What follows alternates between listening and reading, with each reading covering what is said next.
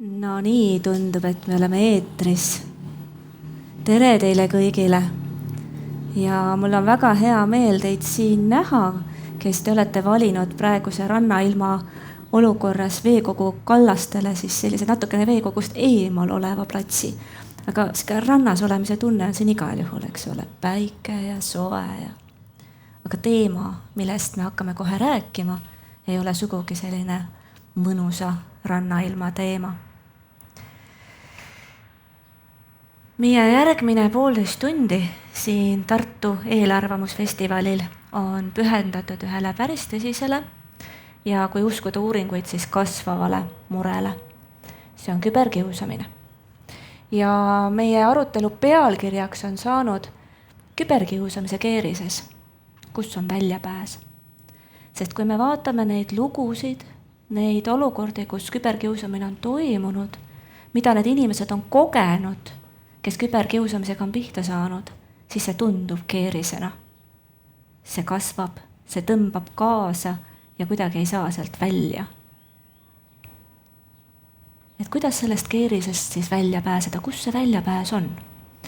Ja täna me siis uurimegi üheskoos natukene lähemalt, mida meil on üleüldse küberkiusamise kohta vaja teada, selleks, et aru saada, et ma nüüd olengi selles keerises või et minu laps, minu õpilased on selles keerises.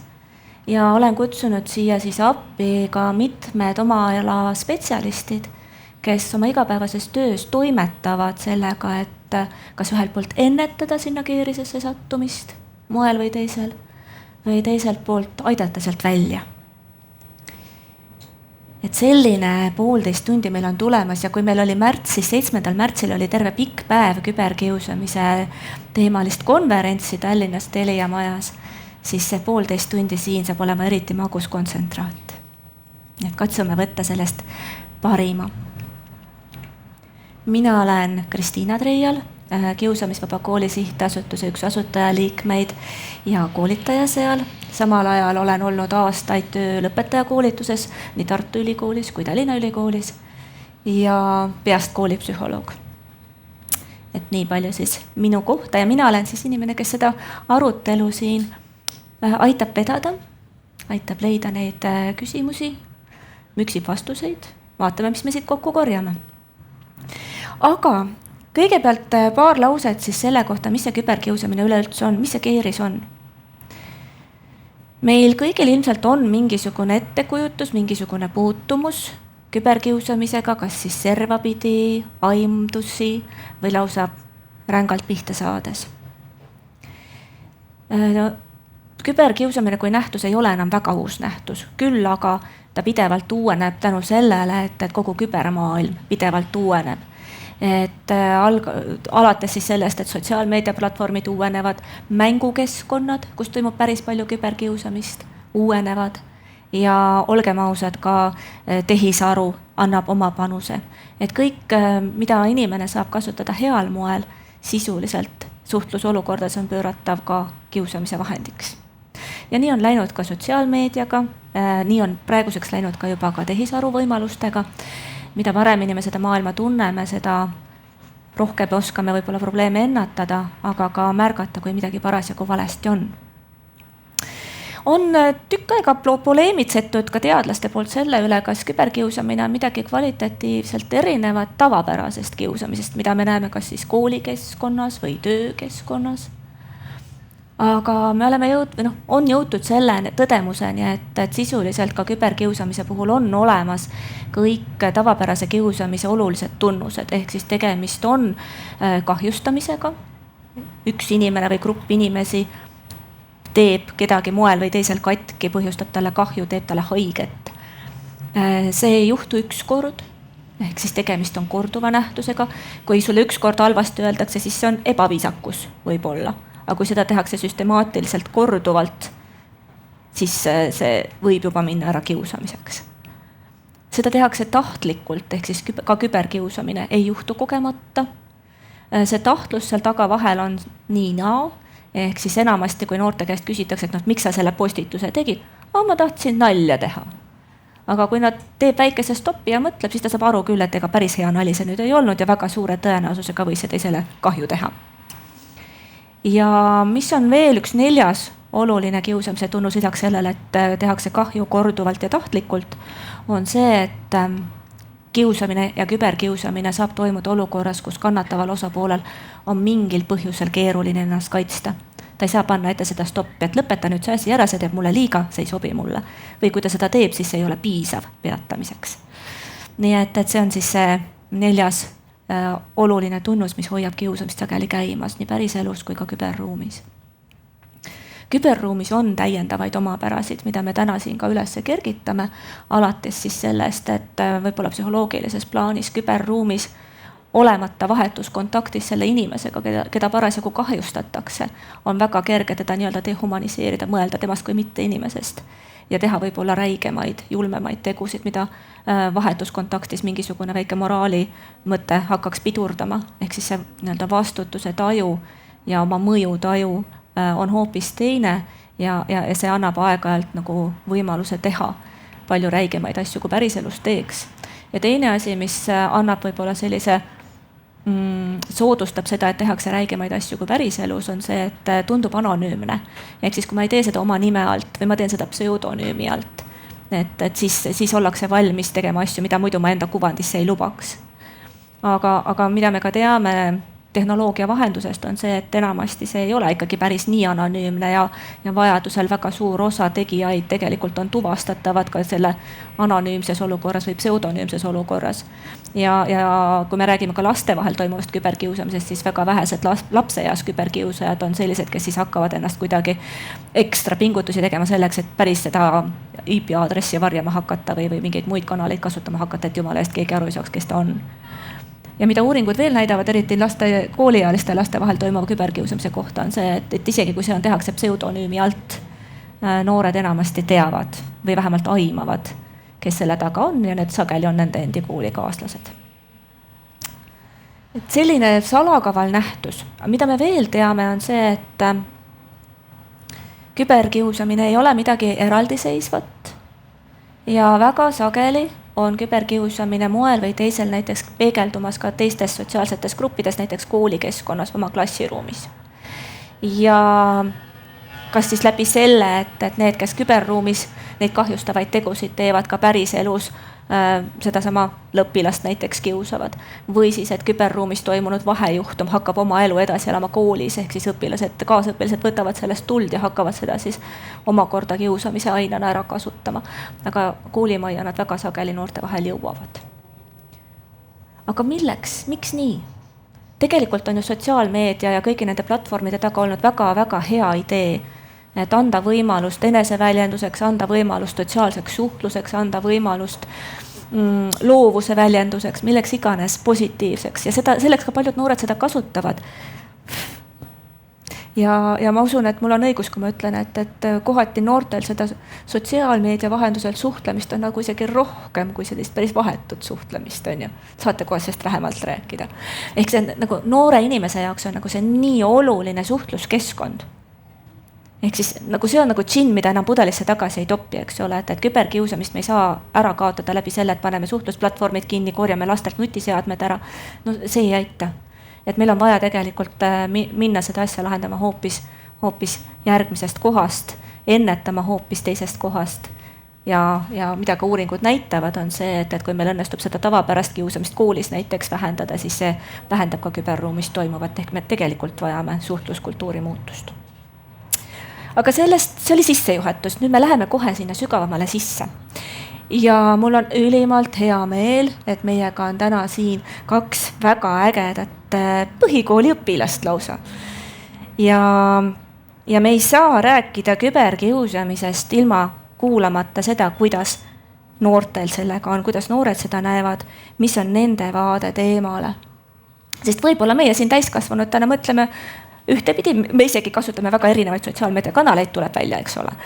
Et meie mõtleme ühtepidi, arvame, et me teame kõik, kes tuleb välja. Noorte maailm on hoopis teistsugune, aga kuulame kohe lähemalt. Nii et tere tulemast siia Eelarvamusfestivali lavale meil Helene Reimaa ja Annika Hinto. Ja Helene ja Annika on Tartu Tamme kooli õpilased, 8. klassi õpilased. Ehk siis tegelikult nad on just selles kõige aktiivsemas sotsiaalmeediasuhtluse vanuses. Olete juba jõudnud sellesse vanusesse, et teil on isegi legaalne neid platvorme kasutada, on nii? Ja teiselt poolt seda elukogemust te alles kogute, et kuidas siis tulla toime sellega, mis seal nagu vastu vaatab, on nii?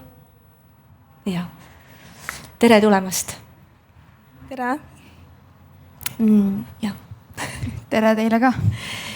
Nii, et mina nüüd rääkisin seda, kuidas nagu teadlased on mõtestanud küberkiusamist, aga mismoodi küberkiusamine üldse teile paistab? Kui palju seda teie maailmas üldse on see mingi teema?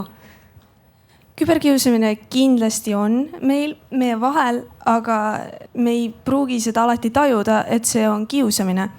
Me võime mõelda, et see on lihtsalt nali, keegi pidis nalja teha, aga me ei taju seda, et see on kiusamine nii kaua, kuni see on täiesti 0 punktis.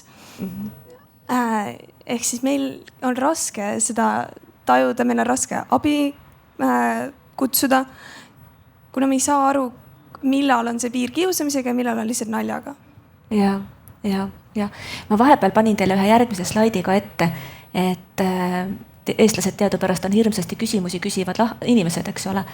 Et seda soodustada ja teid natukene ohjeldada, siis seal on üks QR-kood, et see on teistel slaididel ka. Ehk siis meil on võimalus, meil on mikrofoni abil võimalus küsimusi vahele küsida, et siis lihtsalt lehvitage, meil on siin Tuuli, kes kohe mikrofoniga jookseb. Aga kui te nagu oma häälega ei taha küsida, et siis saate ka oma küsimused meile Slido keskkonda poetada vaikselt niimoodi ja siis ma hoian siin silma peal ja küsin, kui need küsimused on laekunud. Aga jah, et toimub nagu midagi, aga alati ei oska piiri peale tõmmata või näpu peale paned, võt see on nüüd küberkiusamine. Kuidas sinul paistab? On sul mingisuguseid märkamisi selle kohta, kui palju seda võiks olla või kus need piirid sinu jaoks on? Küberkiusamisel on see asi, et kui sind küberkiusatakse ja sa tood selle välja, siis võidakse tihti tuua seda vabandust, et ma mõtlesin ainult seda naljana või siis, et nagu ma ei mõelnud üldse seda niimoodi, sa said valesti aru. Tegelikult teades, et nad kiusavad, teevad seda sihilikult teisele inimesele kahju. Ja ma olen ise ka seda pealt näinud, kui on küberkiusamist toimunud, aga õnneks nagu isik, keda siis kiusati, tema nagu suutis sellele iseseisvalt lõppu panna, et sellel on võimalik lõppu panna, aga mõnikord ei ole ka ja see võib minna eskaleeruda suuremaks.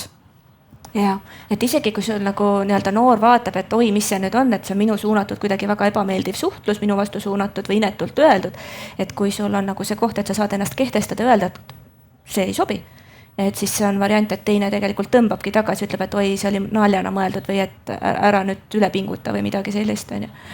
Et siis see võib isegi aidata. Ehk siis see on nüüd see koht, kus on ilmselt tegemist siis nii-öelda katsega kiusama hakata, aga see ei lähe läbi, sest inimene seisab enda eest. Just. Aga on ka teistsuguseid lugusid, et hoolimata sellest, et noor ütleb, et see ei sobi, see ei ole okei, et lõpeta ära. See jätkub ikka? Jah, jätkub küll ja vahepeal isegi see võib hullemaks minna, sest selle kiusaja sõbrad võivad punti tulla ja siis on see ei ole tasakaalus. Kiusatav on üksi ja siis teda kiusab kamp teisi. Ja siis on eriti raske iseenda seest seista. Jah, just. Et sul võib õnnestuda enese kehtestamise kaudu asi lõpetada, aga ei pruugi ja see võib vallandada nagu järgmised astmed, on ju. Mida siis teha, kui asi läheb nii-öelda? Siis ma ikka tegelikult oleks täiskasvanul mõistlik, sest isegi siis, kui õpetajat ei kuulata, eriti just koolikeskkonnas, võib-olla õpetajat nii väga ei kuulata, aga kindlasti kui vanematega ühendust saada, siis vanemaid ikka pigem kuulatakse. Aga samas ka saab enda sõpradele, sõbrad saavad ka sellist toetust pakkuda, et sa päris ennast üksilda ei tunne sellises situatsioonis. Et rääkida enda sõpradele mure ära ja võib-olla su sõbrad saavad ka nagu siis nende kiusajate vastu ja siis lõpuks lõpebki ära. Ja kus juures see, et kiusamist kogev noor, ka küberkiusamist kogev noor jääb üksi, on võib-olla üks tõsisemaid tagajärgi, et meil kliiniline psühholoog Marta hiljem saab ka seda veel kommenteerida oma töölaua vaatest. Aga see, et nii kiusamise kui küberkiusamisega kokku puutudes sinu nii-öelda see toetajaskond ühelt poolt jääbki õhemaks ja teiselt poolt sa ise tõmbud ka endasse. See üksi jäämine tuleb väga kergesti tegelikult, aga see on väga ohtlik koht. ehk siis sõnum noortele, et kui sul on mure küberkiusamise või kiusamisega, ära jäta ennast üksi. Et sinu sõprades on seda ressurssi ja sinu vanemates, sinu õpetajates on seda abistavat ressurssi. Aga sa tõid ka sellise toreda nüansi välja, et äkki sõbrad tulevad appi ja te saate koos vastu. Jah, sest kui sul on head sõbrad, siis nad kindlasti hoolivad su üle ja tahavad ikka aidata. Sest kindlasti on märgata ka seda, et kui sind kiusatakse, siis sa käitud teistega teistmoodi. Ja siis sõbrad kindlasti märkavad seda ja kui sa räägid neile, siis suure tõenäosusega nad ikka tulevad appi ja püüavad sind aidata sellest olukorrast välja. Et puhtalt juba see, et nad sul on olemas, sa saad nendega oma muret jagada ja koos plaani pidada, mida järgmiseks teha, on juba väga-väga suur abi. Kuhu ei tasu minna, on see, et hakkad vastastikku sõda kuulutada ilmselt on ju, et see on siuke natukene ohtlik, et kiusamisega vastamine ei ole kõige mõistlikum strateegia ja võib viia väga ootamatute tagajärgedeni. Kus te olete näinud või kus kohas küberkiusamine toimub noorte vahel? Küberkiusamine võib toimuda väga erinevates kohtades sotsiaalmeedias, näiteks Instagram, Snapchat on ka üks, Messengeris võib olla ja ka Facebookis on ka palju teisi sotsiaalmeedia äppe, kus saab ja ka kindlasti mängudes, kus on need siis sõnumite saatmise võimalused olemas ja erinevates foorumites saab ka nagu teisi siis nagu kiusata. Aga mismoodi see enamasti välja näeb, kas see ongi lihtsalt inetu sõnum või mismoodi need asjad välja näevad, see küberkiusamised?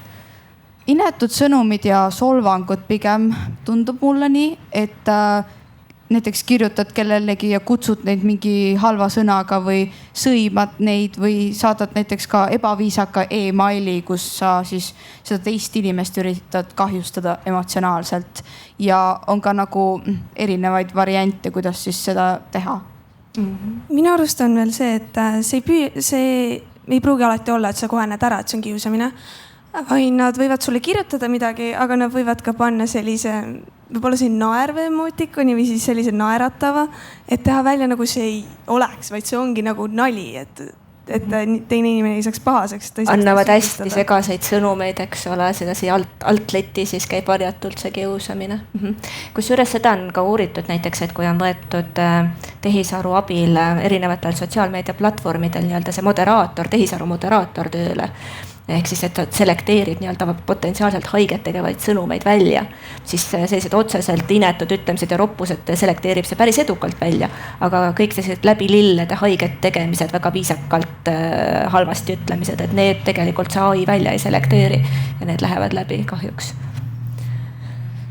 Tihtipeale neid nagu solvanguid ka maskeeritakse nagu naljadena ja selliste ütlustena, mis nad ütlevad, et ai, see on tavaline, see on okei, see on nagu naljana mõeldud, et see tõesti jääb niimoodi silma, et nagu see ei ole tegelikult okei, aga see ikka toimub.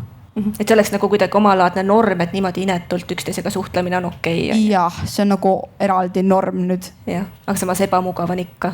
On vist ja. Mul on näiteks mõnikord küll ebamugav, kui keegi nalja pärast mind siis niimoodi kuskil sõnumites kutsub, mingi halva sõnaga. Ja. Kas küberruumis on ka tõrjumist, et klassiruumis on küll, et me kõnnime sust kaarega mööda ja ei taha sinuga koostööd teha ja kas küberruumis on ka tõrjumist? Kindlasti on see, et võib ignoreerida inimest. Kui sa oled sõnumi saatnud, siis osades äppides, sotsiaalmeediakanalites on näha, kui inimene on seda lugenud, aga ta ei pruugi sulle vastata ja siis minu arust on ka nagu üpris tõrjumine, et ei taha inimesega suhelda. Gruppidest välja viskamine või üldse mitte võtmine gruppi on ju klassigrupp, aga üks jäetakse välja. Kindlasti seda juhtub ka hästi tihti, kui inimene ei meeldi, seda ikka ei lisata. Kas mingi aeg oli hästi palju teemad ka erinevate nende pildi ja videomaterjalide üle, et tehti selliseid ebameeldivaid, ebamugavaid pilte ja lasti sotsiaalmeediasse laiali. Kas see ka praegu teema on või see pigem ära hakanud? See on ikka praegu teema ja see on isegi väga suur teema. Seda juhtub igapäevaselt, ma olen seda näinud igapäevaselt ja siis ongi nii, et tehakse pilti või filme ja saadetakse oma sõpradele edasi, öeldakse, et vaadake teda või kuidagi niimoodi püüdaks halvustada. Ja see kutsub üles siis mingisuguse kommentaaride laviini, et mis siin nüüd on, eks ole. Aga kas kas noored omavahel räägivad küberkiusamisest ka? Ei, küberkiusamist me üldse omavahel ei räägi. See ei ole selline teema, mida me tavaliselt mõtleme, millest me räägime, sest me alati mõtleme, see on pigem nali ja las see olla. Katsun kuidagi üle elada. Praegu on hirmust paha tunne küll ja see ei ole, saan aru, et see ei ole õige, aga okei, see ei ole teema, mida omavahel arutada. Kas võiks olla? Kindlasti võiks olla. Kindlasti, et see sisemine enesetunne oleks ka kohe nagu palju parem, kui sa saad räägitud enda muredest kellegile teisele. Et ei hoia seda ainult enda sees. Ja see oleks okei rääkida küberkiusamisest. Alati. Küsida, et mitu korda sina see nädal juba küberkiusamisega pihta oled saanud. Eks ole, saate kogemusi vahetada ja mis sellega siis peale hakata. Huvitav, kuidas jõuda sinna maani, et noorte jaoks on täiesti normaalne rääkida omavahel küberkiusamisest? Eks see on vist läheb sinna natukene ennetustöö küsimuse alla. Me küsime pärast meie spetsialistidelt ka. Aga ma siin ka ütlesin, et küberkiusamine on väga tõsine probleem, aga milliseid küberkiusamise tagajärgi te teate või olete näinud, märganud? Tagajärgedena on näiteks nagu mõned ekstreemsed juhtumid on enesevigastamine, ma olen näinud. On ka siis nagu endale sisestamine seda sama asja, et okei, kui tema ütleb, et mina olen mingi ma ei tea, ei ole hea inimene, siis ma ütlen ise endale ka, et ma ei ole hea inimene, kuigi see ei pruugi tõsi olla. Ja väga äärmuslik juhtumine võib ka olla enesetapp, aga see on nagu väga-väga äärmuslik. Et tagajärjed olid, nagu ma ennem ka mainisin, et oli käitumises see, kuidas inimene käitub, kas ta hoiab rohkem endasse või ta rohkem räägib. Aga see ei pruugi alati, iga inimene ei ole samasugune, iga inimene ei pruugi kohe välja näha. Aga enamustel ikka on see, et nad on pigem tagasihoidlikud ja võib-olla mitte nii rõõmsad kui tavaliselt, käituvad teistmoodi. Hoiavad endasse, on kuidagi rõhutud, surutud, eks ole. Ja see, mis sa ütlesid, et vahel võibki juhtuda niimoodi, et inimesele öeldakse inetuid asju netis ja ta jääbki lõpuks uskuma, ta arvabki, et on see inetu, paks, kole, saamatu. Et see on nagu hästi valus tegelikult. On ja, et selliseid erinevaid solvamisi on jumala palju. Ja inimesed jäävadki seda lõpuks uskuma, et okei, siis ma olengi selline, et ma siis olen loll, kui keegi teine inimene arvab, et ma olen selline. Just, teine asi on see, et terve hulk inimesi, kes seda pealt näevad, hakkavad võib-olla samamoodi minust mõtlema. Te nii toredasti ütlesite, et sõbraga võiks ikkagi seda muret jagada, aga sageli küberkiusamised võtavad ka nii tõsised mõõtmed, et seal on ka tegemist õigusrikkumistega juba. Päris ohtlike asjadega ja kui mõned lihtsamad solvangud võib-olla noor inimene saab ise ära kuidagi lahendada netis, siis suuresti ikkagi küberkiusamise ajal on vaja täiskasvanud appi kutsuda. Kui teie nüüd mõtlete, mida peaks üks täiskasvanu tegema, et ta saaks aidata noort, kes puutub kokku küberkiusamisega? Kindlasti mitte nutiseadet ära võtta. See võib tunduda, et jah, siis ta ei saa selles keskkonnas olla, et siis ei juhtu seda. Aga siis võivad need mõtted, mis tal juba on, võivad veel nagu sügavamale ja sügavamale langeda. Sest nagu te mainisite ka, et enamus suhtlus tegelikult toimubki seal kübermaailmas meie vahel. Kas või sealt saame endale toetust, sest kõik inimesed ei kiusa sind seal. Ehk siis nutiseadmed kindlasti ei tohiks ära võtta. Aga kindlasti võiks ikka rääkida inimesele, keda usaldad. Seda kindlasti pakub abi. Kust sa saad aru, et see täiskasvanu on usaldusväärne sinu jaoks ja sa saad temale praegu rääkida seda muret, mida sa oled ilmselt juba jupp aega enda sees hoidnud, aga nüüd on ikka keeruline juba? Kui sa usaldad seda inimest, ma näiteks, kui ma oma ema usaldaksin ja mul on selline probleem, et mulle tundub või on, et keegi kiusab mind internetis, siis ma nagu räägin talle, et kuule, selline asi on, et ma tahaks, et sa teeksid midagi selle peale, et leiame lahenduse koos, kirjutame nendele vanematele või nendele kiusajatele ise ja palume, et nad ei teeks seda, mis mind siis ebamugavaks teeb. Eks sa saad minna rääkima täiskasvanule siis, kui sa tead, et sellele järgneb karistust nutiseadme äravõtmise näol ja tegelikult sinu muret võetakse tõsiselt ja asutakse sinu abistamiseks tegutsema. Et siis on nagu see valmisolek minna ja rääkida ikkagi olemas ja suurem. Okei. Mida te tahaksite praegu siit lavalt kokkuvõtvalt öelda kõigile noortele ja lapsevanematele ja võib-olla õpetajatele ka. Et mis aitab sealt küberkiusukeerisest välja või aitab seda ära hoida, et sinna üldse sattuda? Mis võiks olla see sõnum teilt praegu siin? Kui kedagi tundub, et ta on endas kinni, enesel hästi vaikne, siis tõesti küsige talt, et kas tal on kõik korras, kas ta soovib rääkida. Tunne huvi, kui sa märkad muremärke. Ja. Kindlasti töötab ka selline asi, et tehke talle komplimente, nagu et sa oled ilus ikkagi, sa oled tark, sa oled normaalne inimene, et sa ei ole loll, nagu keegi võib sulle öelda seal kiusaja, et sa oled ikkagi väga tore inimene ja kindlasti toetada neid, et kuule, kui selline asi on, siis lähme koos räägime, et sa ei pea üksi seda tegema. Pakku sellist positiivset toetust, tunnustust ja konkreetset abi. Jah, et kindlasti toetus ja tunnustus on nagu väga tähtsad asjad selle eest, et siis see nagu töötab vastastiku mõjuna sellele kiusale, et kui kiusa ütleb, et sa negatiivseid asju, siis sina ütled vastu positiivseid asju ja peaks siis rohkem ütlema, et see positiivne siis nagu peale jääks. Kui palju teie usute, et teil on praegu olemas see usaldusväärne täiskasvanu, kellele minna rääkima? Mina arvan, et mul on ikka olemas täiskasvanu, kellele ma saaksin rääkida. Ma arvan, mul on ka, vanemad on näiteks ja pereliikmed võib olla, mõni õpetaja ka kindlasti võib olla, kes su usaldusväärne isik siis on. Ja see on tegelikult asi, mida ma tõesti ka siit südamest igale täiskasvanule või igale lapsele ja noorele soovin, et sul oleks usaldusväärne täiskasvanu, kellele sa saad minna rääkima, kui miski sulle sotsiaalmeedia suhtluses muret teeb. Aitäh! Noored jäävad meiega siia samma lava ette serva ja saavad sõna edasi sekka öelda ka siis, kui tuleb küsimusi. Ma korra nüüd kohe piilun, kas meil on küsimusi tulnud Slidosse või tahab keegi publiku hulgast küsida? Lehvita kohe, kui tahad. Näe, isegi on tulnud küsimused. Väga tore, aitäh! Kui rahul olete te sellega, kuidas koolides tegeletakse kiusamise ja sealhulgas küberkiusamise vähendamisega? Mina olen rahul. Kiusamist on raske märgata, aga ma olen näinud, et tegelikult koolis ikka tegeletakse sellega nii palju kui võimalik. Et ma olen ikka rahul. Küberkiusamise teemal nagu toetusega olen ka näinud, et toetatakse, olen ise ka toetanud õpetajad või siis täiskasvanud, kes sul koolis seal võivad olla mingi psühholoog või kes nad on seal, et ka võivad toetada ikka siin selle küberkiusamise teel, mis sul on, et kui keegi kiusab, siis nad aitavad sind selle lahti saamisega.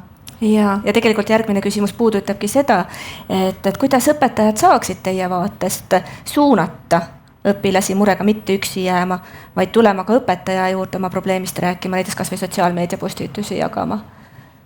Võib-olla rääkida rohkem nagu oma kogemustest, et õpilane tunneks, et ta saaks ka õpetajale enda kogemustest rääkida. Et hoida siuke kogemuste vahetus avatuna, teha see normaalseks, et me saamegi rääkida ja keerulistest asjadest ka rääkida. Väga armas. Ja siis on üks natuke spetsiifilisem küsimus veel. Üks fenomen on ka rõustimine. Kas teie teate rõustimisest midagi ja kus võiks olla rõustimise ja kiusamise vahel piir? Kas seal on piiri? Minu arust see on peaaegu sama asi. Kindlasti on vahe. Seda roastimist kasutatakse hästi palju nagu räppides või nagu siis kui see on nagu räppides ka nagu üksteise vastu võitlemises, et nagu mingid negatiivsed kommentaare öelda enda vastase kohta, et minu arust see ka on pigem kiusamine. Roastimine oma iseloomult on minu meelest nagu negatiivsete solvangute ütlemine teisele inimesele eesmärgiga, konkreetse eesmärgiga neile haiget teha, et see võib ikka päris hull olla. Et see oma üleolekut näidata, eks ole, ülemvõimu võtta, isegi kui see on selline sportlik moment, eks ole. Et kui seal ei ole seda nii-öelda organiseeritud pättelit ümber, siis ilmselt läheb ikkagi väga kiusamiseks kätte ära.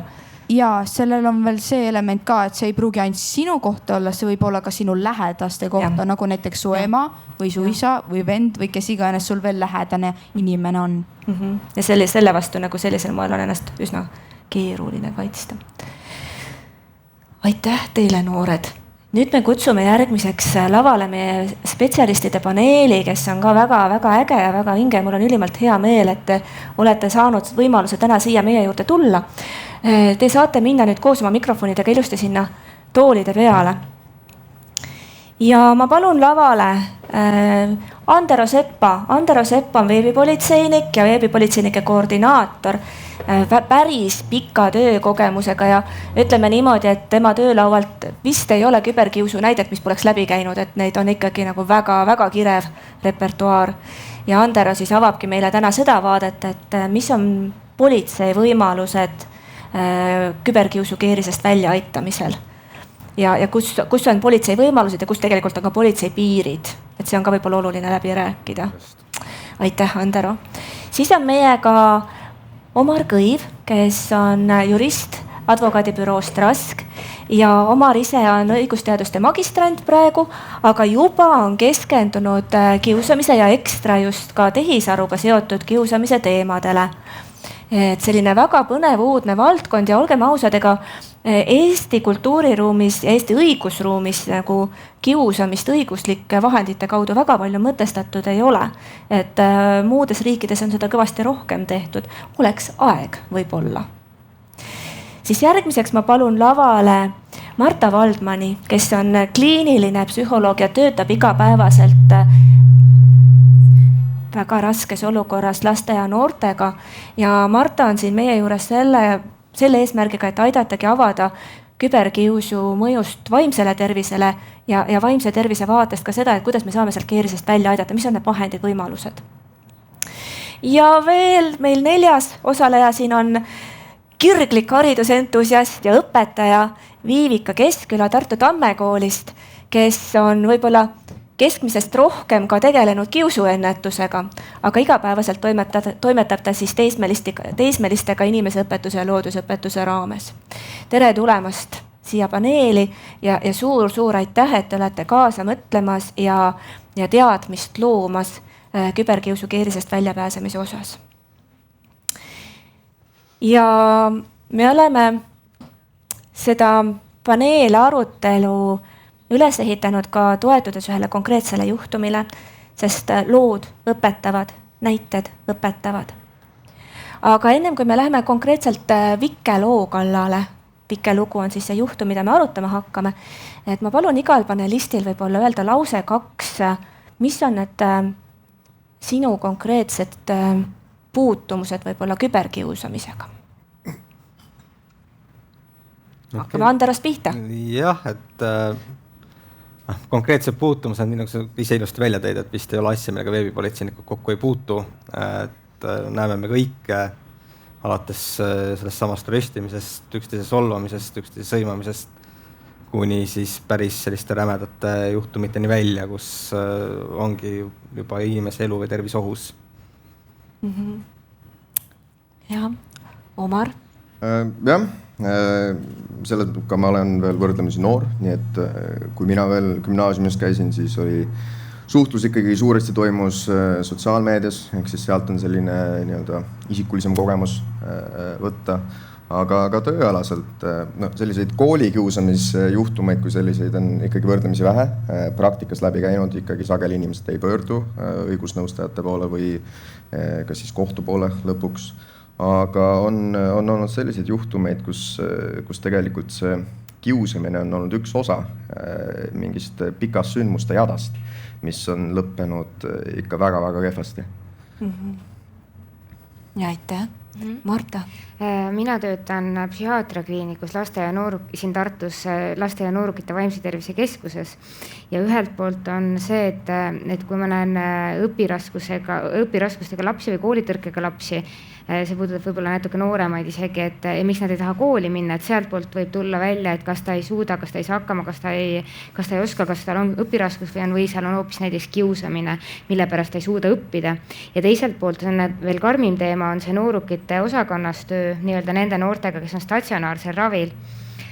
ja meil on tegelikult väga-väga palju on suitsiidkatsega noori, et ei saa öelda, et kõik on üks-ühele põhjuseks on koolikiusamine, aga on ka neid, kellel see koolikiusamine või see küberkiusamine on üks osa ikkagi sellest ka, miks see jada sinnani jõudis. Pusletükk suurest keerulisest kompotist. Ja mina õpetajana ikkagi olen päris palju kokku puutunud küberkiusamisega, seda laadi, kus chatides, et vahepeal jõuavad ka minuni sellised screenshotid chatidest, kus on päris räigelt öeldud üksteisele ja selline selge kiusamine või need lood, et kes on, mis chati grupis on ja see nii-öelda sisse-välja arvamine, et keegi lisab, siis keegi visatakse sealt välja, vahepeal öeldakse midagi halvasti selle inimese kohta, kes välja lisatakse, keegi lisab ta sisse, siis ta näeb seda, mida tema kohta just öeldi halvasti, siis visatakse jälle välja, siis ei lubata sinna chati tagasi, et seda laadi pendeldamist on nagu ütleme seal minu töölaualt ikkagi mitmeid kordi läbi käinud. Vihalehekülg, ehk siis see hate page, et see teema on läbi käinud, et ikkagi tuleb, et kui usalduslik suhe õpilastega on, siis tulevad küll mingid asjad välja, mida nad räägivad, et on, ja saan kinnitada õpetajana, et see kiusamine on olinud rohkem veebikeskkonda, kus seda on veel raskem näpu peale panna, et sellega tegeleda. Kusjuures see on hästi huvitav, sest uuringud, noorte hulgas tehtud uuringud siiamaani näitavad, et seda nii-öelda oma tavapärase koolikiusamise kogemist oleks nagu ikkagi veel statistiliselt rohkem. Aga ma arvan, et siin taga on ka tõesti see, mida noored ise ütlevad, et me võib-olla alati ei taba ära, et see ongi nüüd juba küberkiusamine.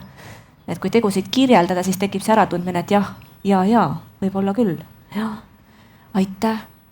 Ja nüüd me võtame siia ette ühe loo. Et see lugu on inspireeritud päriselu juhtumitest, et need aspektid, mis seal sees on, ei ole kõik ühest loost pärit, aga nad on olnud päriselt laual. Ja see lugu on siis Vike lugu. Ma loen selle loo ette. Vike on 13-aastane tüdruk. Ta postitas aeg-ajalt TikToki videosid sellest, kuidas ta oma luuletusi esitab. Kuni ühel päeval sai ta sõbra kaudu teada, et keegi on tema luulevideos teinud väga rõveda töötluse ning selle anonüümselt üles pannud. Postituse all oli sadu väga halvustavaid kommentaare. Eriti hirmus oli aga see, et keegi kommenteerijatest avaldas Vike kooli nime ja üks isegi koduse aadressi koos üleskutsega videos esinev kahjutuks teha. Mõnes kommentaaris oli lisatud linke, millelt avanesid Vikest koolis tehtud häbistavad fotod, näiteks pildid laua alt riietusruumist. Viket tabas halvav hirm. Ta keeldus kooli minemast. Iga kord, kui ta märkas, et keegi võtab telefoni välja, ta tardus hirmust, kartes, et äkki pildistab teda. Paari päevaga läks olukord nii hulluks, et tüdruk keeldus voodist välja tulemast. Pika pinnimise peale rääkis ta lõpuks juhtunust emale. Ema oli sammuti ehmunud ja nõutu, kuid asus abi otsima.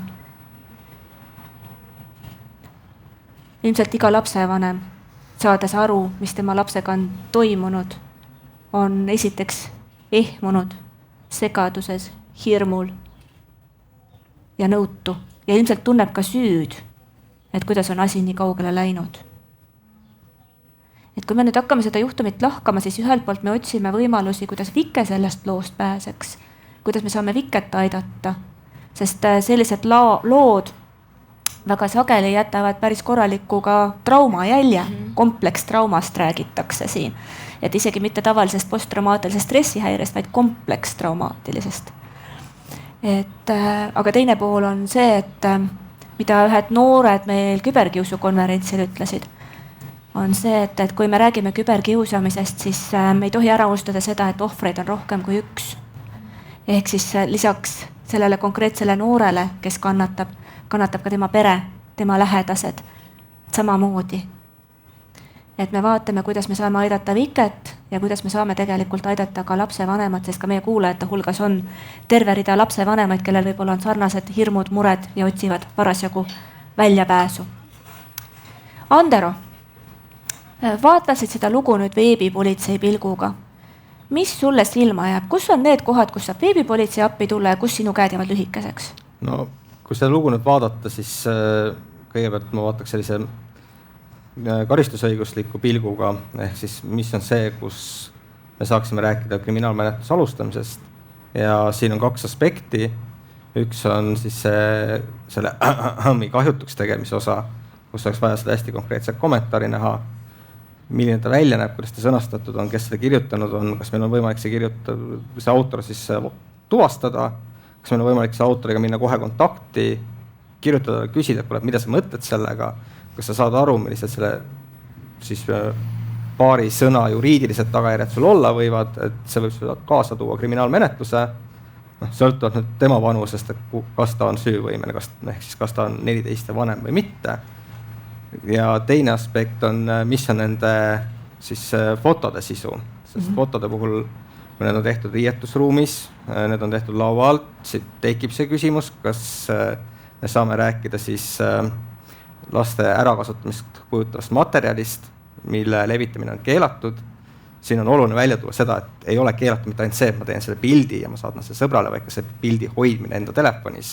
Ehk selle sõbral, kas see sõber on rikkuja. Terve see suur ring, sealt tuleb kõnele see, kas terve see suur ring on toime pannud siis kuriteo, hoidnud siis telefonis lastest valmistatud sellist keelatud sisu. Need on need 2 aspekti, mis on kohe minu jaoks need, et okei, need on vaja selgeks saada ja kellega me saame siit suhelda. Nüüd on jõustunud ka Euroopa Liidu digiteenuste määrus, mis annab meile võimaluse teatud illegaalse sisu osas anda suurtele internetihiidudele, Metale, Google'ile korraldus mingi sisu eemaldada. Ehk siis ka siit võib vaadata, mis see sisu siin on, kus meil on võimalik anda see konkreetne korraldus, et see sisu on Eesti seaduste järgi illegaalne ja see tuleb eemaldada. Kindlasti, kus ma näen, et me saame seda võimalust kasutada need samad fotod, et isegi kui nad ei ole täna sellised, nad kindlasti ületavad selle piiri, vaid nad on seal piiri peal, allisalas, et meil on võimalik juhtida seda tähelepanu, olge head, vaadake need üle, tulenevad sellest, need tuleks eemaldada. Just, et sul on nagu tegelikult siin ka selles loos ikkagi konkreetsed kohad, kuhu saab politsei sekkuda, on see nii-öelda alus ja huvi olemas, aga samas on tegelikult seal ümber veel päris palju sellist, kus võib-olla on vaja abi otsida mujalt. Absoluutselt. Ja me hakkamegi kohe vaatama, mis on need lisavõimalused siis. Et Omar, nüüd sina toimetad õiguslike vahenditega. Et mis sina, näiteks kui nüüd tuleb Vike ema, räägib, et selline lugu on, et mis mõtted või tähelepanekud sul kohe on? Pöördudes õigusnõustaja poole, esiteks oleks vaja väga selgelt kirjeldust sellest, mis on juhtunud ja tegelikult tuleks kohe alguses, kas siis Vike või Vike ema poolt salvestada ja talletada kõik, mis vähegi on võimalik. Kõik need kommentaarid, kuvakõmmised, kõik. Sest kui see asi peaks kohtusse minema, siis kohus toimetab ikkagi ainult tõendite pinnalt, need, mis on esitatud. Ja ilma nende tõenditega on väga keeruline, kui mitte võimatu midagi teha, midagi saavutada. Tõendite kogumine on tegelikult sama oluline politsei vaatest, et me siin eelnevalt just rääkisin, Sander ütles, et tegelikult peaks, ma ei tea, kas või AK uudistest läbi ütlema, et kui on küberkiusamine, hakka kohe asitõendeid koguma, sest see on aines, millega sa saad hiljem võib-olla vajadusel enda kaitseks tegutsema asuda. Ja, et isegi mitte küberkiusamine, vaid kui internetis toimub midagi, mis sind häirib, siis esimene asi võiks olla see, et see kuvatõmmis, panna kirja, kus sa nägid, kuna sa nägid, mida sa nägid. See ei pea olema see, et sa paned ta kuskile Facebooki seinale endale kirja, vaid mingisuguse tekstidokumenti, telefonimärkmikus, ükskõik kuhu ja kuidas see sind mõjutas, kui see on mingi tegevus sinu suunal. Võib-olla seda täna ei ole mitte ühtegi sellist tegu taga, millest me räägime, et siin võib õiguslik tagajärg olla. Võib-olla keegi ühe korra ütles midagi halvasti, see oluliselt sind häiri, aga see tekitas korra selle, et nagu mulle ei meeldi see. Aga kui see tegu muutub süstemaatiliseks, siis tagantjärgi tuua välja seda, et näed, see inimene on korduvalt minu suunas niimoodi käitunud. Seda on nagu hästi raske, kui sul endal ühtegi kuvatõmmist ei ole, ühtegi kirjeldust ei ole, kuskil seda ka välja ei ole toodud, et kuidas see siis mõjutas. Et kas sellised hästi pisikesed asjad, et lapse vanemana nägin, keegi ütles minu kohta halvasti, see ärritas mind, ma nähvasin oma lapsele järgmiseks. Kas see tuleks tegelikult kirja panna, sest see on see, kuidas see tegu mõjutas sinu igapäevast elu. Just, ehk siis kui nüüd noored ütlevad, et öeldakse halvasti küll, eks ole, aga ma neelan selle alla, katsun üle olla, siis sellega me tegelikult seda võimalikku mõju endale maskeerime ja see ei pruugi meid tulevikus isegi aidata mitte. nii et kui ikkagi ma tunnen, et ma saan kahjumoment on olemas, et siis tasub nagu asitõendeid talletama hakata ja seda ka, kuidas see mulle mõjunud on, näiteks ma ei tahtnud järgmine päev kooli üldse minna. Kusjuures siin on küberkiusamise ja tavapärase kiusamise vahel võib-olla suur vahe just selles, et küberkiusamisest on võrratult lihtsam asitõendeid koguda kui tavapärasest kiusamisest. Aga Omar, tagasi sinu juurde. Jah, neid õiguslikke probleeme on siin tegelikult mitmeid. Võime alustada juba sellest videost, mille Vike siis tegi ja postitas. Video, millel temale kuuluvad autoriõigused. Ja siit nähtub, et seda on levitatud, seda on töödeldud, kõik need on sisuliselt autoriõiguste rikkumised. Aga töötlusaste kui selline, see on ikka väga räige, mis siin on juhtunud ja nagu Ander aga mainis, siis siin me räägime karistusõiguslikust vastutusest. Ähvardamine, võib-olla mingil määral ka jälitamine, ahistav. Ütleme, alust pöörduda nõustaja poole on ja alust on pöörduda kohtusse. Nähtub ka see, et see Viket tabas ka halvav hirm, ta keeldus kooli minemast, tõenäoliselt see vajab psühholoogi nõustamist mingil hetkel, mis võivad olla tasulised. Kõik need sellised asjad on ka mingil määral kohtus hüvitatavad, ka see nii-öelda mittevaraline, see vaimne kahju, silmnähtavalt Vike on saanud kannatada sisemiselt, hingeliselt ja tema au on teotatud, tema mainet on teotatud ja kahjustatud.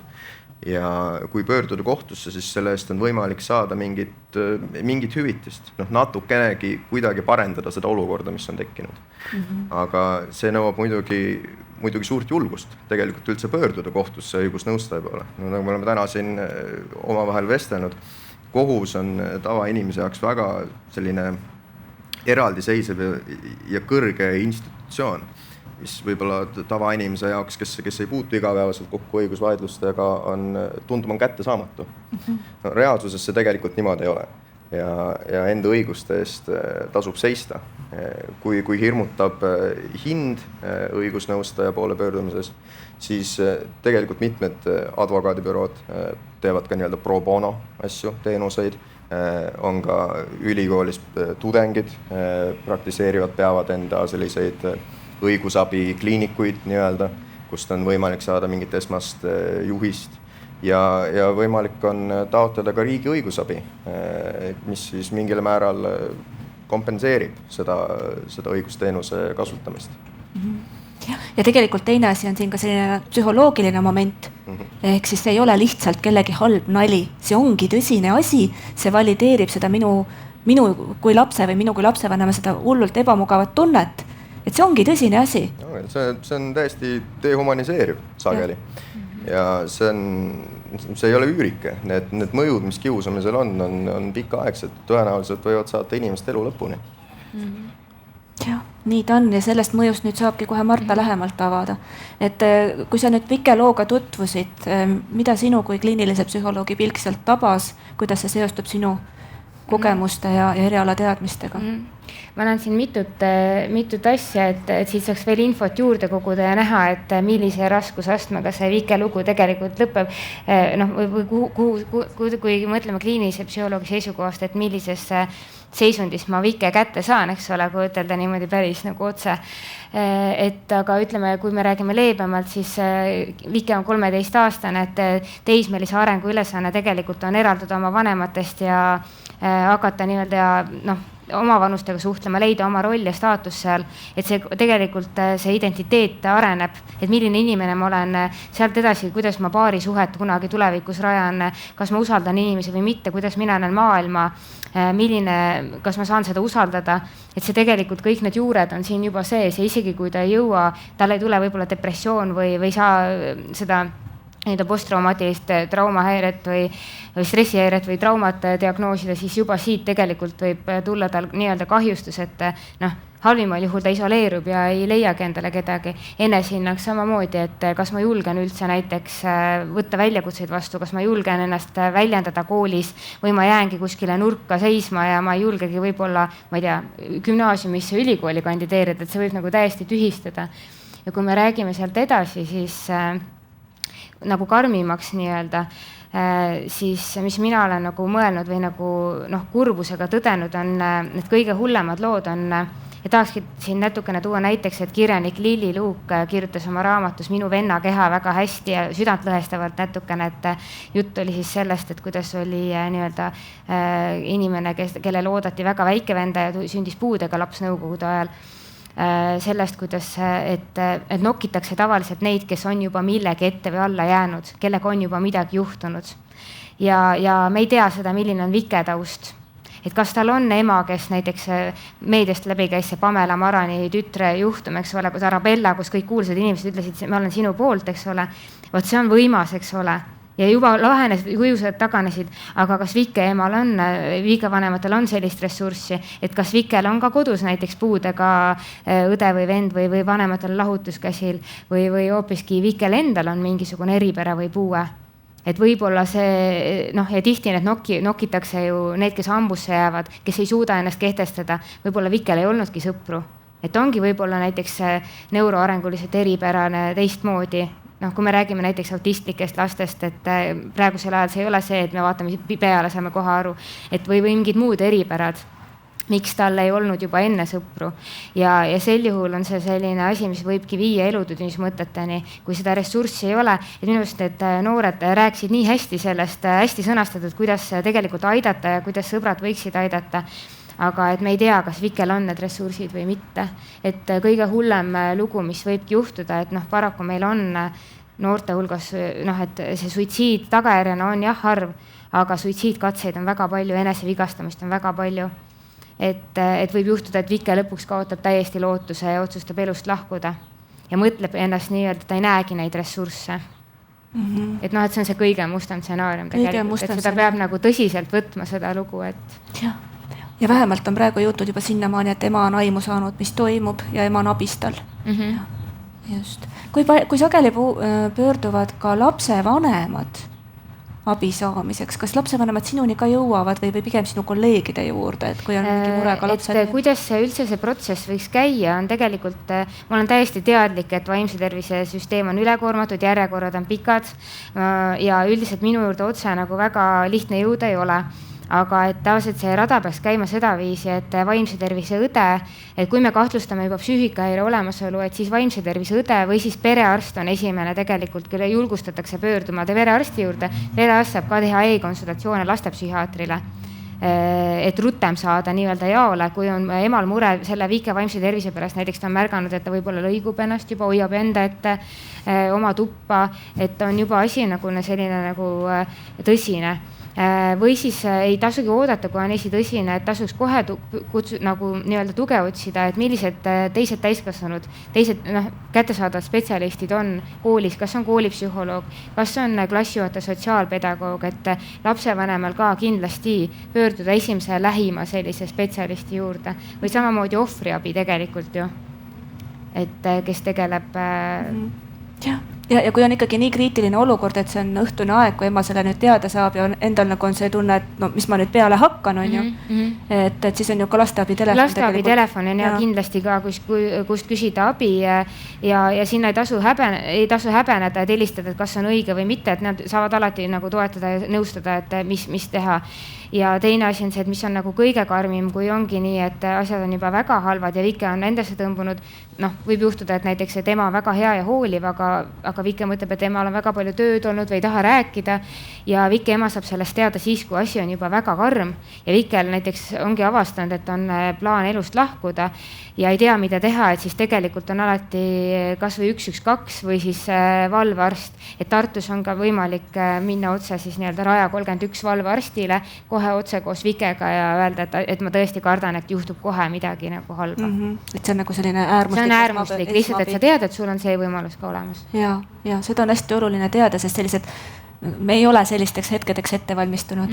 Meil ei ole seda tausta seal taga alati, aga see on nagu tõsine kriisiolukord. Aitäh sulle, me jõuame kindlasti nende vaimse tervise teemade juurde veel tagasi, aga ma korra nüüd kuulaks, et Viivika, sina oled õpetaja. Ja toimetad koolis usinasti tegelikult kiusuennetusega, et kui sina Vike lugu kuulad, et mis sina näed võimalusi ühelt poolt õpetajana toimetamiseks ja sinuga ma tegelikult tahaks hakata mõtlema ka selle peale, kuidas ära hoida taolisi asju. jah, et see lugu, kui seda lugeda või kui see info jõuab õpetajani, see on tegelikult päris ehmatav. Ma ise hakkasin siin praegu mõtlema, et see on ka erinevus, kas ma näiteks, et enne magama minemist vaatan ja tuleb selline info, siis ilmselt töö otsa pea nagu mõtleb, mida nüüd edasi teha. Või on see nagu koolipäeva ajal, kus on nagu selles suhtes lihtsam tegutseda. Et esimene asi, mis ma märkan, kool on kindlasti seotud sellega. Et siin on see, kas meie kooli õpilased on selle taga, et seda videot on nüüd muudetud ja levitatud, seda ma ei tea, kas see, et meie kooli õpilased on selle taga, et koolis on pildistatud, seda infot on jagatud, see on juba meie kooli teema, nii et igal juhul peab olema kool siia kaasatud. Ja nüüd ongi see, et ilmselt esimene reaktsioon on, ma tahaks nüüd päästa. Kohe ruttu hakata tegutsema, laps on vaja ära päästa.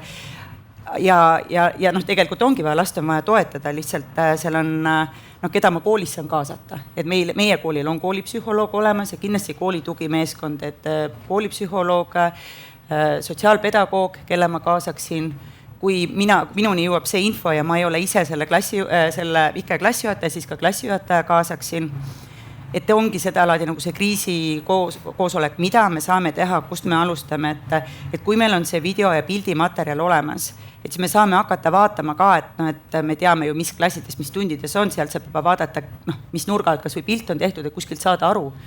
Ja üldiselt noored näevad, kui pildistatakse päris palju ka tunni ajal, kuigi telefoni tegelikult ei tohi olla, enamasti ma arvan kõigis koolides ei tohiks olla, siis need ikkagi kipuvad nii olema, et nii laua alt kui laua pealt või kuidagi salamise neid pilte tehakse ja tõesti mitte ainult kaasõpilastest, ka õpetajatest ja mis võivad siis lõppeda ongi, et kas mingite meemidena kuskil või täpselt see, nagu õpilased enne välja tõid, et jagatakse, et ahaa, et vaata, milline nägu tal seal parasjagu on, et pildistamise hetkel. Aga jaa, et ütleme, kui see info tuleb, et eesmärk on ikkagi peatada, et saaks võimalikult kiiresti peatada. Mina oma kogemuses saan öelda, et mina olen võtnud ka mul ei ole sellist lugu, eks ju olnud, aga küberkiusu juhtumite puhul mina olen konsulteerinud veebipolitseiga. Et ma tunnen, et ma tahan teha asju õigesti.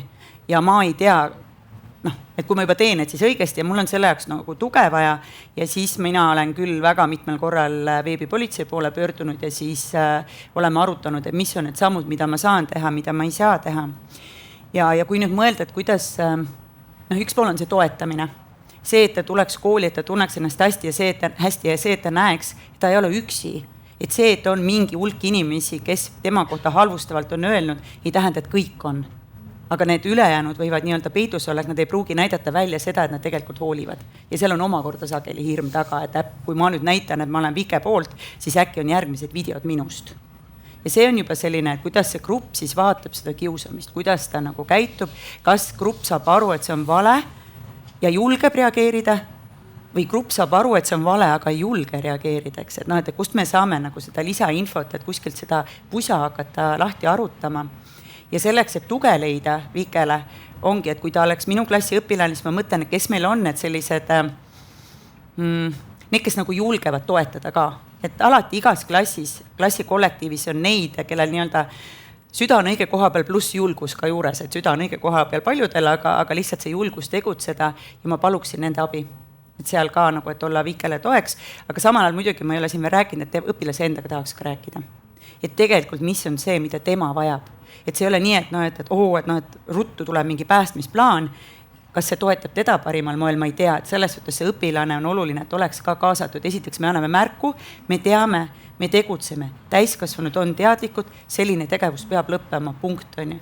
Ja nüüd nagu saab ka üheskoos mõelda, mis see on see, kuidas me teda saame kõige paremini toetada ja võib-olla ta oskab ka ise nimetada need õpilased, kui ma arutlen, et kes võiksid klassis sinu jaoks nagu toeks olla. Et nii on kõige parem, kui ta ise oskab nimetada ja ma klassijuhatajana saan rääkida, et praegu on hästi oluline, et toeks olla. Et sageli klassis teatakse, mis toimub, kui on ka küberkiusamine, et kogu klassiga on oluline sellest rääkida või kõik, kes on kaasatud sellesse, aga jah, kuidas teha kindlaks, kes on kaasatud, see on nagu teine asi, sest ikkagi seda kiusamist sageli on platvormidel, kus mina õpetajana ei ole. Ja seda ma olen ka õpilastele ikkagi öelnud oma tundides, et kui midagi on, et siis ma tean, et osades keskkondades on Snapchatis vist on see, et kui sa teed selle kuvatõmmise, siis teisele tuleb jälg, et aga kasuta siis teist seadet ja tee tollega nagu, et või pane arvutisse liikuma, et jääks see jälg maha. Et on niiviisi lihtsam nagu edasi tegutseda ja ikkagi see, et miks ei tohi üle pea kaela tormata, tegelikult on vaja meil ka võimalikult palju infot, sest võib-olla see, mis meile on tulnud, ei pruugi olla see, mis päriselt on seal taga, võib veel rohkem olla.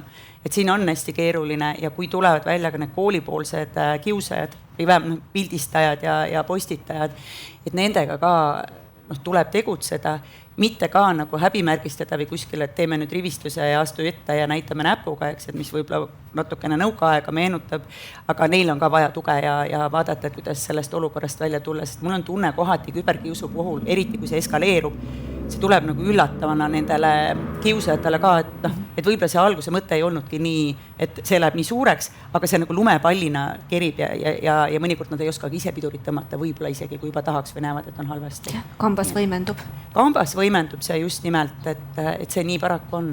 Ja teine asi on see, et kui ta läheb ikkagi nagu nii-öelda laialt levima viraalseks sealt oma grupist ja seltskonnast välja, siis tegelikult ka need, kes võib-olla alguses mõtlesid, et see jääb meie grupi sisse, ehmuvad ära. Et me ei tahtnud seda üldse nii suureks ajada või me mõtlesimegi seda naljana, on ju. Kuigi kui näiteks on küberkiusamise tegude põhjusid on ka uuritud, siis näiteks mis te arvate, mis on kõige valdavam põhjus, mida öeldakse, et miks ma teen teisele küberkiusamist? Keegi kiusas mind. Kättemaks. Kusjuures jah, kättemaks ka sellest, et tema käitus maga kuidagi inetult või kättemaks sellest, et ta on nii nõme või mis iganes. Aga et selline nagu kuidagi õigustatakse seda teist kahjustavat käitumist mingil moel, et ta ise teenis selle ära, tegi niimoodi halvasti või on selline nagu ta on. Aga see selleks. Sa ütlesid, Viivika, ka seda, et kas grupp teab, et seal midagi toimub? Üldiselt teab, jah. Ja nüüd sõltub grupist, kas seal on see peatamise valmidus olemas või ei ole? Jah, see sõltub sellest, ja siin on tõesti, ma näen nagu õpetajate hästi suurt tööd selle juures, et saada, esiteks, et selgitada grupile, mis asi on kiusamine, et igasugune selline, sa tõid enne selle jõudude ebavõrdsuse välja ja selle süstemaatilisuse, et teha ikkagi see selgeks, et mis on kiusamine, et seda ära tunda.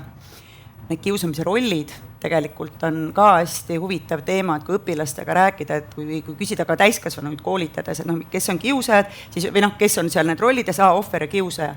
Aga kogu see ülejäänud seltskond, kogu see klassikollektiiv või koolikollektiiv tegelikult on ka ühes või teises rollis.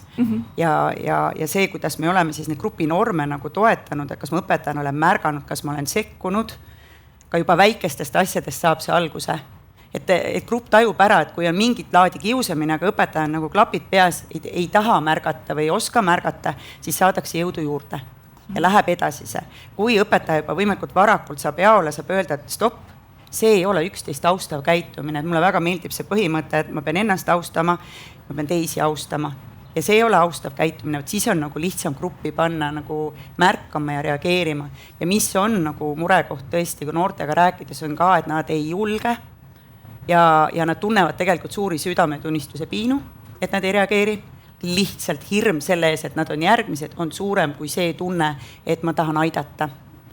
Ja vot see, et kui me saame nagu selle klassi selliselt, et neid märkajaid ja tegutsejaid on rohkem, et sa ei pea ise ütlema, et stopp, lõpetage ära, vaid mine kutsu täiskasvanu või räägi täiskasvanule või jaga infot, siis juba saab midagi muutuda. Aga senikaua oleks nagu klappidega, et kõik teavad, aga midagi ei julgeta teha. Aga kusjuures see julgus ei tule ju iseenesest. See ei tule iseenesest, jah. Ma nüüd järgmise ringi pühendakski sellele, et erinevatest vaadetest nüüd, et mis teie näete, et mida saab ära teha, et ennetada, et asjad lähevad nii hulluks nagu Vikel läks. Mida on vaja teha? Andero, ma tean, et ka veebipolitseinikud väga agaralt ennetusega toimetavad. Mis te teete, mis te näete, mida saaks veel teha? Ja, mida me teeme, on see, et me ikkagi satume noortega kokku ja räägime, siis me julgustame just seesama, et esiteks kõik seesama tõendite fikseerimise lugu, et kogu see olukord tuleb fikseerida, sest muidu meil ei ole võimalik mitte midagi edasi teha. Ei ole võimalik sulle endal ka kohtusse pöörduda ega mitte midagi sellist. Just see, et julgustada, et see on täiesti okei, kui sa tuled, sa räägid ja mis meie näeme on hästi, mida me hästi palju vanematele just räägime, on see, et kui see laps tuleb sinu juurde murega, mul väga meeldis see, et noored tõite välja, et telefoni ei tohi ära võtta, siis esimene reaktsioon ei tohi olla see, et ma võtan selle telefoni ära. Rohkem sa ei näe seda, sest sul oli siin mingi jama. Siis see laps teist korda enam ei tule seda ainsast asjast ilma midagi sõpradega suhelda. Et just harida neid vanemaid, et me tegelikult ühe projekti raames siin intervjueerisime lapsevanemaid, sealt tuli päris palju välja seda, et lapsevanemad ei tea, lapsevanemad ei oska kuidagi käituda, see info on hästi killustatud, täna me töötame ka selle nimel, et selle infot ühte kohta kokku koguda, et siin oleks kaasaegne mingisugune tore kärbes on siin, kiusab päriselt. Kiuslik kärbes. et just nimelt see info kokku koguda, see oleks ühes kohas ka lapsevanemate jaoks ja siin eile just tutvustati ühte rahvusvahelist uuringut, see hõlmas siis kõik Ameerikat, Euroopat, Aasiat, kus lapsed ise tõid välja selle, et see tänane haridus, ilmselt Eesti, ma ei näinud, et oleks Eesti lapsed seda toonud, aga just mujal, et see haridussüsteem ka ise väga ei õpeta seda, kuidas nende olukordadega toime tulla. Pigem, mida kool õpetab, on suhteliselt aegunud. See, veel kord, see ei ole etteheide täna Eesti haridussüsteemile, aga see on see, mis uuringus välja tuli. Et on aegunud võtted, asjad, keegi ei õpeta tegelikult, vaid kõik õpivad ise. Ja ka see lapsevanemate teadmine on see, mida nad ise on õppinud. Ja muidugi üks asi, mis lapsevanemate südame panna, on see, et palun käitu internetis nii, nagu sa tahad, et su laps sinuga käituks, et kui see lapsevanem ise on seal mingisuguse avaliku kommentaariumi kõige suurem sõima ja teiste suhtes see laps õpibki seda, mida ta näeb, et ema internetis teeb, eks ole. Ja teine asi, mida ma olen veel kuulnud, on, ma arvan, et sina ise ütlesid seda, et las lapsed õpetavad, mis seal internetis tehakse ja kuidas need asjad käivad. Ja see on ka asi, mida lapsevanemad toovad välja. Ma tegelikult ju ei tea, mida laps teeb ja see on jälle hästi huvitav, sest eilse uuringuga 2/3 lapsevanematest ütles, et ma tean väga hästi, mida laps teeb. Ja alla 1/3 lastest ütles, et jah, lapsevanem teab kõik see ülejäänud, see natuke 2/3 peale ütles, et mu ema isa ei tea tegelikult mitte midagi, mida ma internetis teen. Jah, lapsevanemad toob välja selle, et ma ju ei saa aru, mis see viipakid on ja mis wordlockidest ta räägib. Aga just see, et mine selle lapse juurde, las see laps näitab, räägib tegelikult väga entusiastlikult, seletab, et näe, need on need viipakid, nendega saab siin seda teha, toda teha, neid osta, need on need skin'id, see teeb seda. Kus seda õppida, kui mitte oma lapse kõrvalt, ega keegi ei tule sulle koju, et kuule, et ma kuulsin, su laps hakkas arvuti mänge mängima, et tule siia läbime kursuse. Seda ei juhtu ju. Et kui ise vaeva ei näe, siis see teadmine mitte kuskilt ei tule. Ja vanema lapse suhte aspektist on see nagu eriti magus koht, sest koos seda internetimaailma niimoodi uurides ja lastes lapsele ennast seda õpetada ja juhendada ennast seal, siis see annab ka lapsele sõnumi, et jumala okei on vanemaga nendel teemadel rääkida. Et vanem tunneb huvi on ju. Oma lapsega esimese Fortnite'i mängud mängisin koos kaasa. Tema Xboxi peal mina arvutis. Ehk siis, ja siis on tegelikult ka hiljem, kui lapsel näiteks tekib mure, ta teab, et vanem natukene mõikab sellest asjast, ise õpetasin, ma nüüd lähen räägin sellest murest ka talle. Et aitab nagu luua seda teemat, meil on selles suhtes, meil on see teema. Et me saame sellest rääkida, see on okei, see on väga-väga oluline asi. Nii et veebipolitseinik soovitab, laske lastel endale interneti asju õpetada, sotsiaalmeedia asju õpetada. On mitmekülgselt kasulik. Aga väga hea ja tegelikult ka see infomaterjalide koondamine, üks ressurss, mis tegelikult praegu on kasutada hästi, on targalt internetis, eks ole. Et seal on teadmist, aga näiteks ka erinevaid e-õppemänge, et minu enda 12-aastane avastas sealt erinevad interneti turvalisuse e-õppemängud, mis on täitsa vahvad, võiks öelda. Et läbi selle saab hästi õppida jälle. Aitäh, Omar! Nii-öelda õiguslikust juristi vaatest, mida saaks ennetuseks teha või kus sa näed, et on veel võtmeid? Peamiselt see õiguslik lähenemine on ikkagi kui selline haava sidumine. Selles mõttes, et kahju on juba tekitatud ja anname siis endast parima, et seda haava kokku lappida kuidagi. Aga sealt on võimalik tuletada ka ennetavaid meetmeid, aga see on tõenäoliselt just läbi sellise üldiselt teadvustatud julguse ja enda õiguste eest seismise. Et kui inimestele on aru saada, et jah, meil on võimalik enda õiguste eest seista ja et ka kohtusse pöördumine ei ole tegelikult mingi ulmeline ja eriti kauge tegevus, siis juba see on võit. Ja tõenäoliselt jällegi harida vanemaid ja harida ka nii-öelda siis nende suunatud võib-olla nende kiusajate vanematele sellistes vikejuhtumi kontekstides ja näidata neile, et te vastutate enda lapse eest, et need tagajärjed, mis on põhjustatud teie laste tegudest, et kannavad vastutust ja oleks ju igati hea, kui sellise tagajärgi ei tekiks. Sest kui pöördudagi, ütleme niimoodi, kohtusse selle kiusaja tegude eest, siis sellelt lapselt endalt ei ole ju tõenäoliselt midagi võimalik nõuda, et nõudmine toimub ikkagi reaalsuses vanematelt.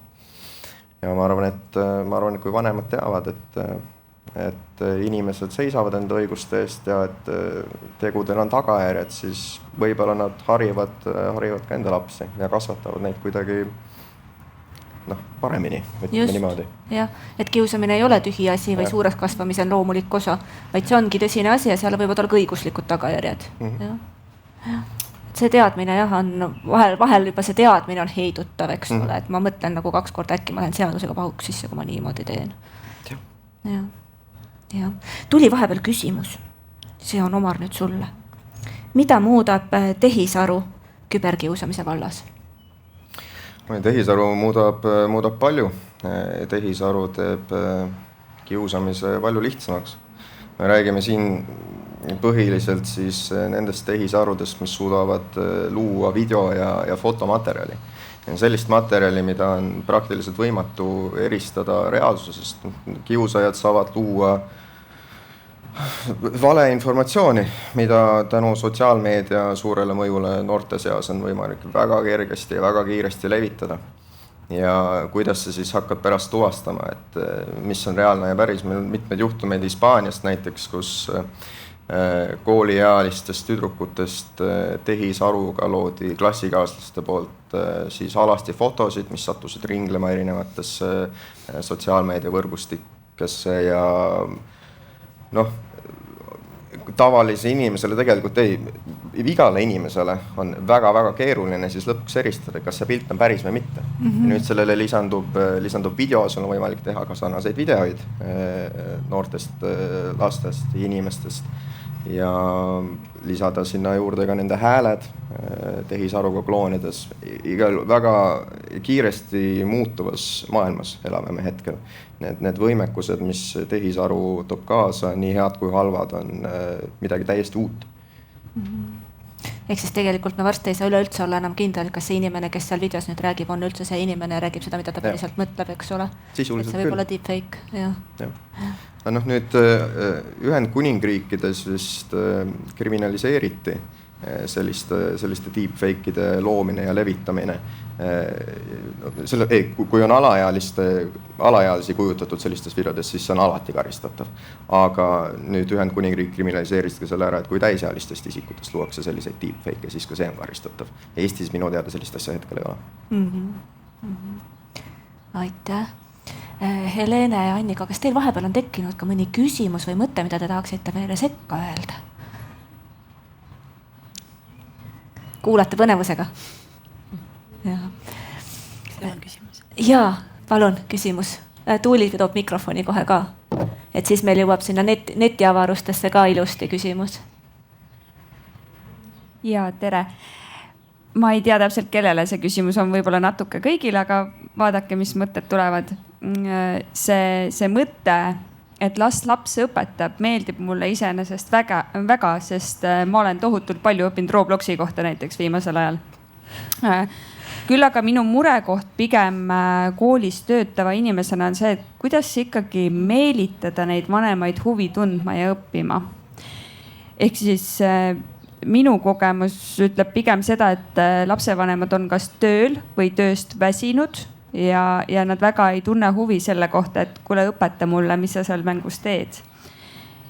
Või siis üks mõte, mis on viimasel ajal siin läbi käinud, on see, et aga koolides ja lasteaedades ongi ju spetsialistid.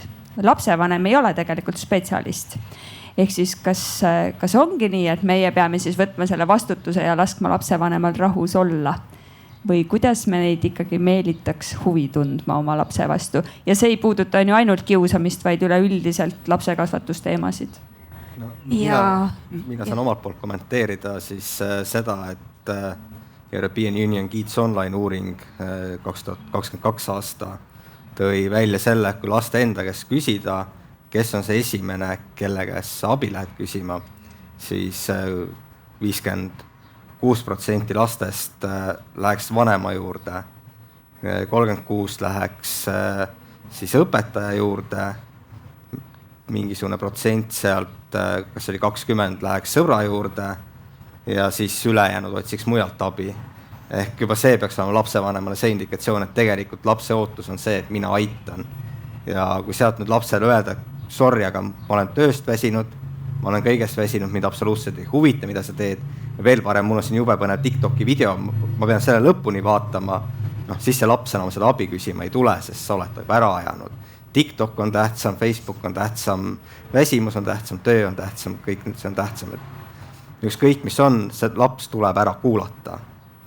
Võib öelda jah, et ole hea, oota hetk, ma lõpetan, võtan siit liha, võtan panniga pliidi pealt ära, muidu läheb maja põlema ja siis ma saan sind kuulata. Aga see on asi, millest lapsenad peavad aru saama.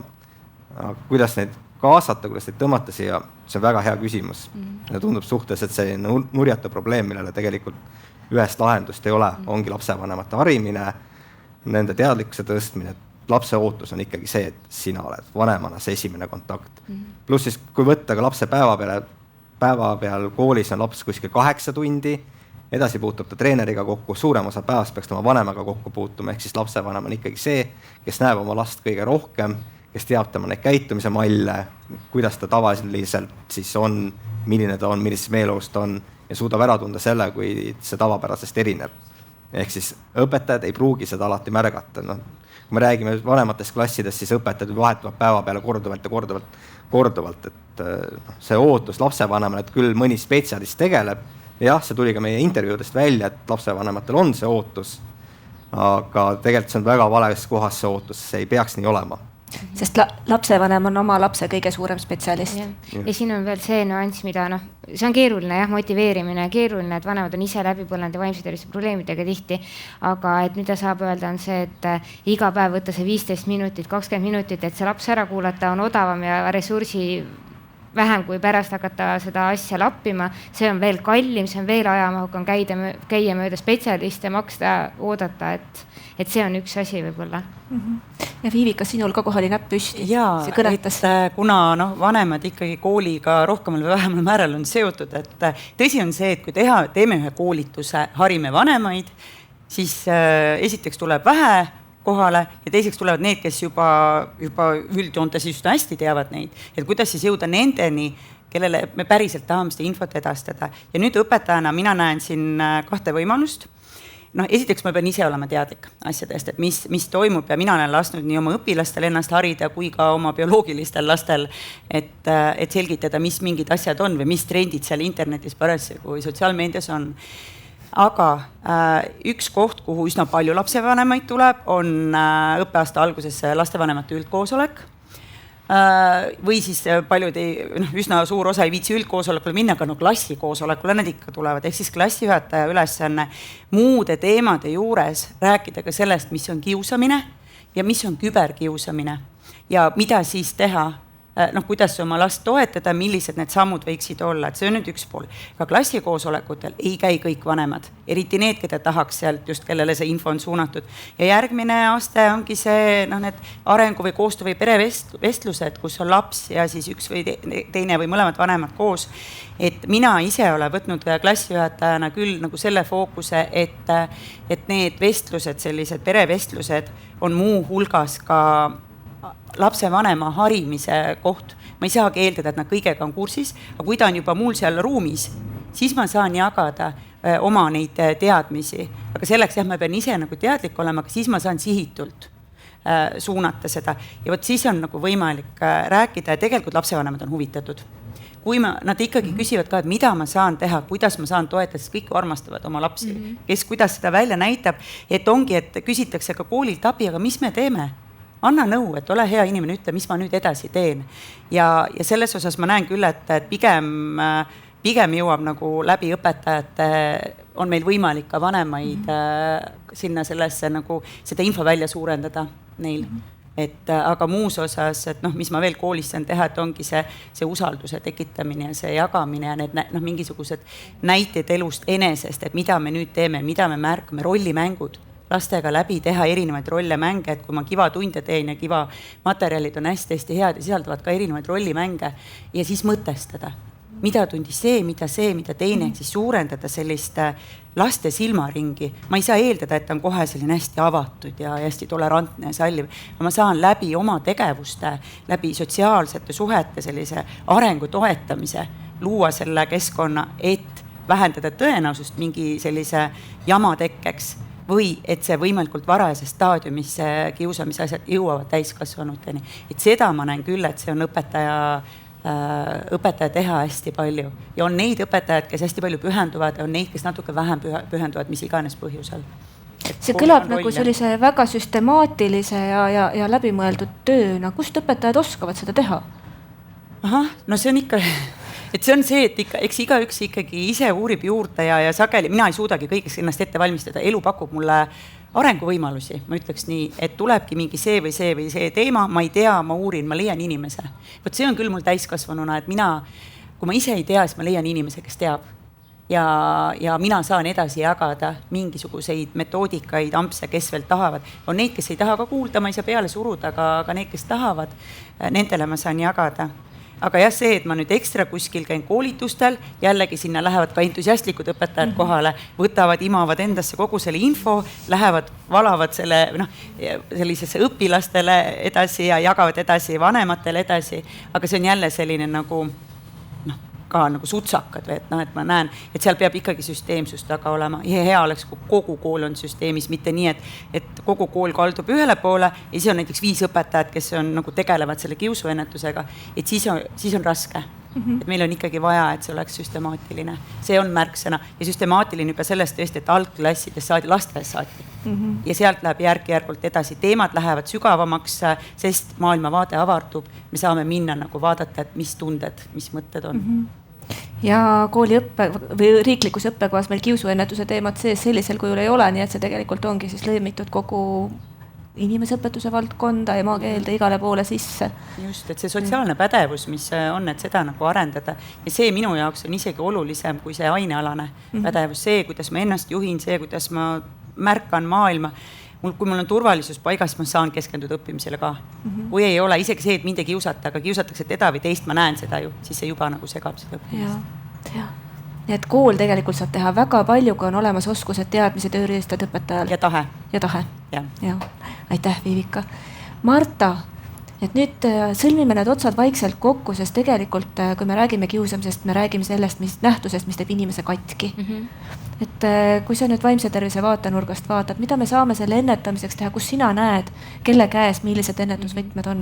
Mulle tegelikult esmalt meeldib see, mis tüdrukud ütlesid, mis oli väga ilus, oli see, et kuidas kaaslased saavad aidata, on see, et kui teil on enesehinnang maatasa tambitud ja nii halvasti öeldud, et siis ütleme talle hästi, aga me peame rohkem ütlema hästi, et siis tal on parem.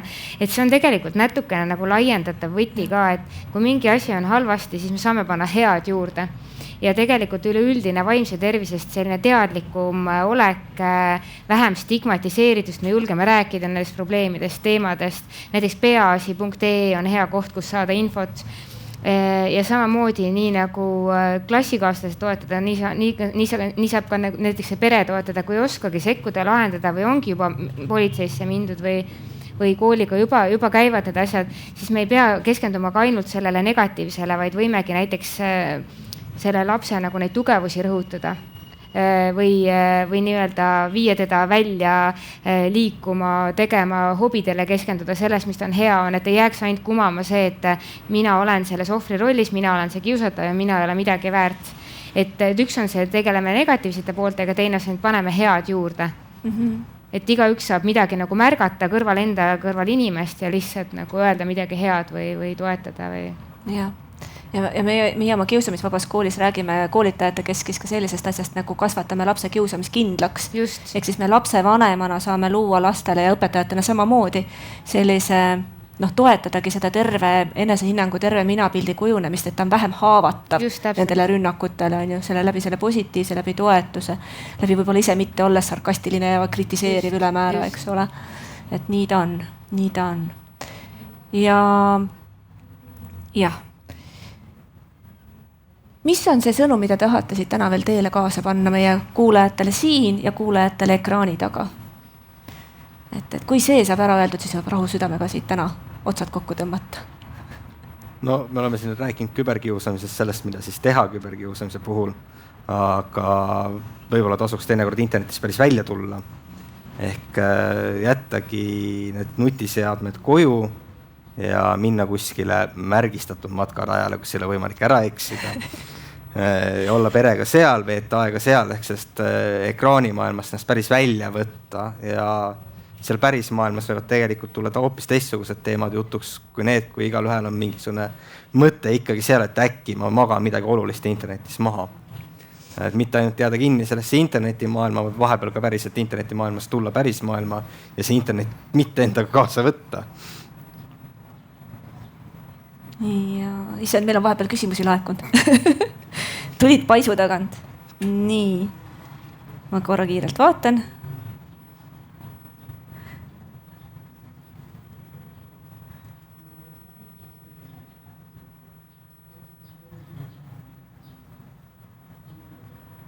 Ahah, siin on tegelikult väga mitu erinevat teemat tuleb kokku. Aga üks võib-olla selline hea küsimus, millele sa juba vastama vaikselt hakkasid, on see, et kui sul oleks täna võimalik kohe midagi muuta, siis mida sa muudaksid, et küberkiusamist vähem oleks?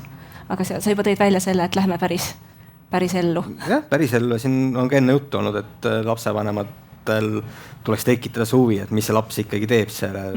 Ta kasvaks koos lapsega internetti, mitte et ta annab lapsele interneti kui lapsehoide ja see unustab ära, et see laps kuskil on. Sest internet ju hoiab, laps on hea, laps on vaikne, laps on rahul, ta tähelepanu on fokusseeritud ekraanile ja mina saan tegeleda kõige muuga. Ma nüüd järgmisi küsimusi järjest siis võtan, kellele miskit on suunatud. Aga Omar, mis sinu sõnum oleks praegu?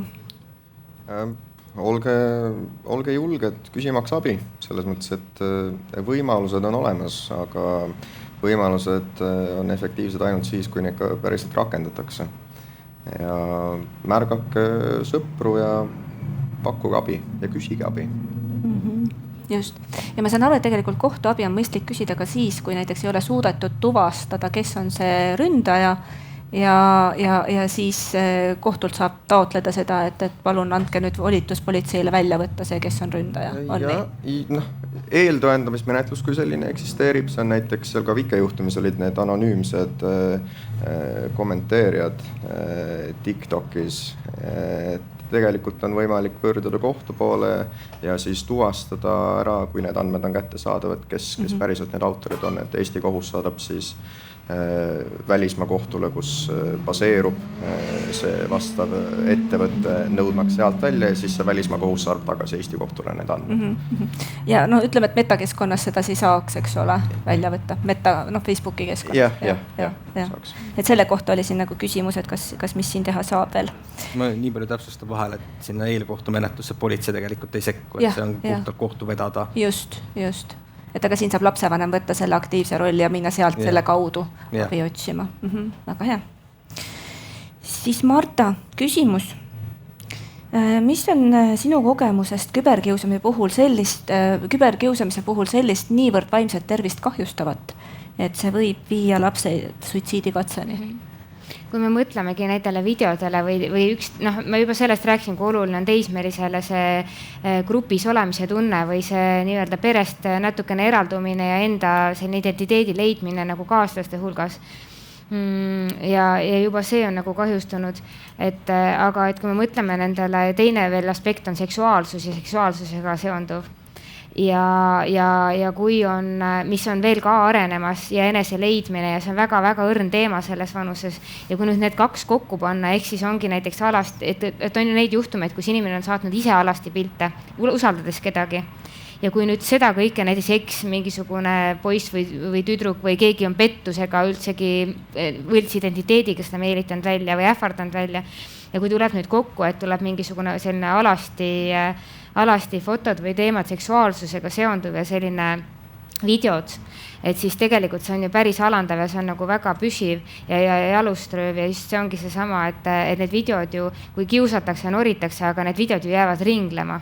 Ja see tegelikult ju hävitab seda nagu mainet, et kas meie tahame, et meist on paljad pildid üleval, et kõik näevad seda, tööandjad kõik näevad, võib-olla on isegi kaubamaja seina peal.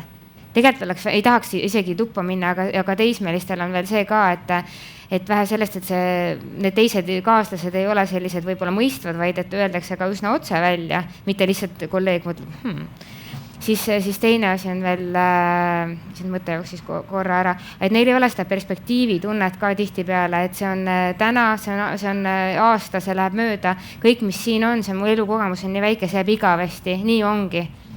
Ja ei nähta väljapääsu, et need suitsiidkatsed tihti võivad ka olla sellised nagu ennatlikud või et see on nagu kehv probleemi lahendusviis.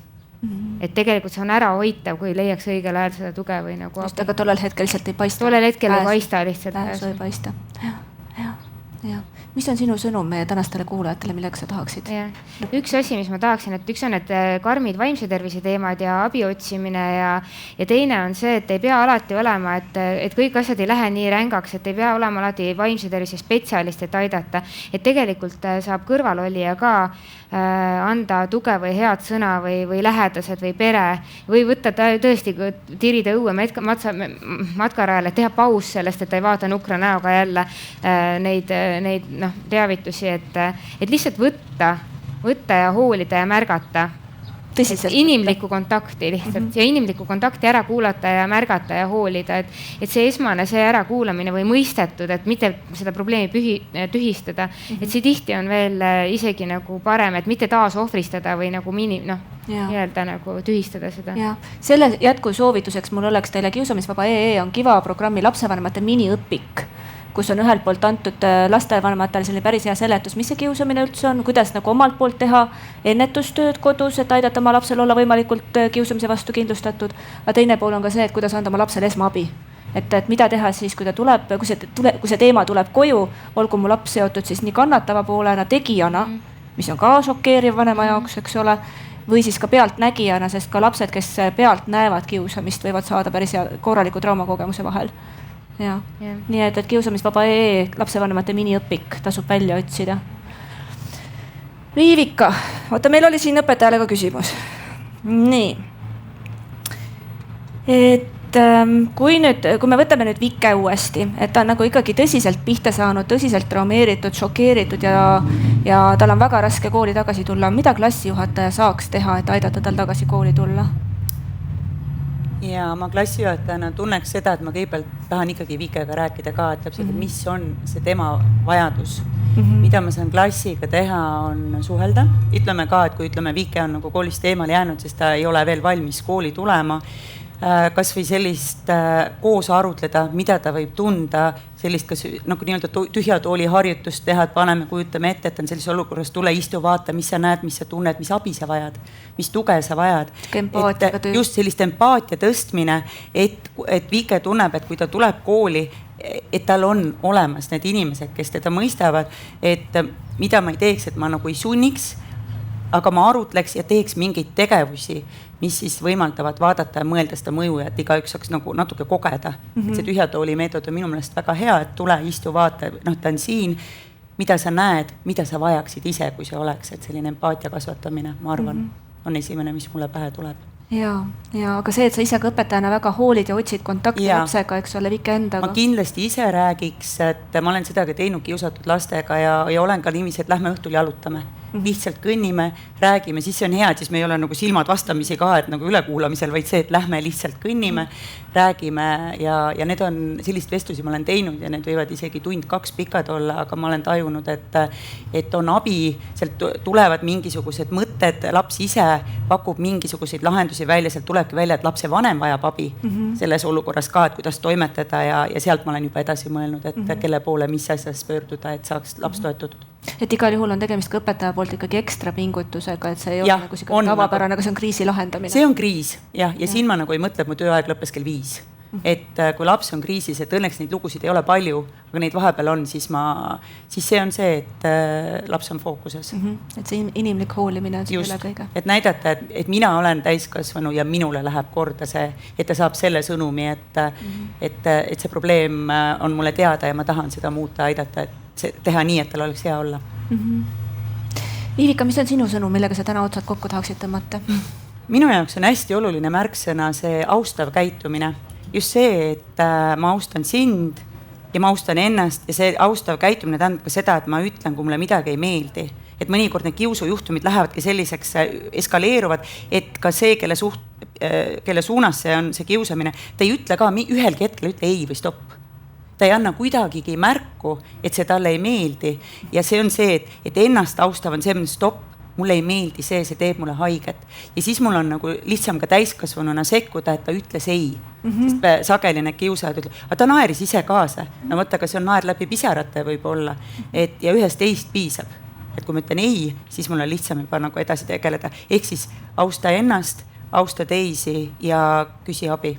Ja julgust seista oma enda õiguste eest. Just oma piiride, oma õiguste eest. Ja.